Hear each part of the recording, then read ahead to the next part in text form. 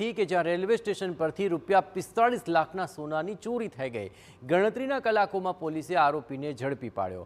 અહીં ચોરાલી સોનાની 3 લગડીઓ પર પોલીસે જપ્ત કરી લીધી છે। મુસાફરના ખિસ્સામાંથી 300 ગ્રામના સોનાના 3 બિસ્કિટની ચોરી થઈ ગઈ। ભુજ બાંદ્રા એક્સપ્રેસ ટ્રેનમાં આવેલા વૃદ્ધ મુસાફર આ ઘટનામાં ભોગ બન્યા છે। પ્લેટફોર્મ નંબર 2 માં આવેલી લિફ્ટમાં આરોપીએ ખિસ્સું કાપીને ચોરી કરી લીધી।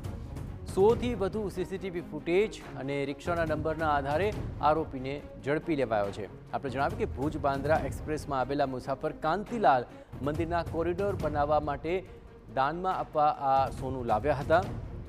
આરોપીએ વૃદ્ધના પેન્ટનું ખિસ્સું કાપી લીધું અને 300 ગ્રામ સોનાની 3 લગડી ચોરી લીધી। આરોપી કરણ મકવાણાએ ચોરેલું સોનું ભત્રીજી મારફતે દાદી ગીતા સોલંકીને આપ્યું હતું। પોલીસે આરોપીની દાદી પાસેથી સોનાની લગડીઓ રિકવર કરી છે। તપાસમાં સામે આવી રહ્યું છે કે આરોપી રીઢો ગુનેગાર છે અને તેની સામે અગાઉ પણ સુરત રેલવે પોલીસ સ્ટેશનમાં 3 ગુના નોંધાયેલા છે। ફરિયાદી છે એ વડગામ બાજુથી ટ્રેનમાં બેસીને આવેલો અને 2 નંબરનું જે પ્લેટફોર્મ છે ત્યાં લિફ્ટમાંથી એ ઉતરવાની કોશિશ કરેલી, મતલબ પેસેન્જર તરીકે ઉતરેલા।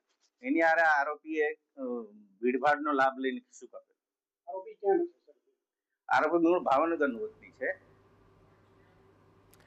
અરવલ્લીના મોરલી કંપા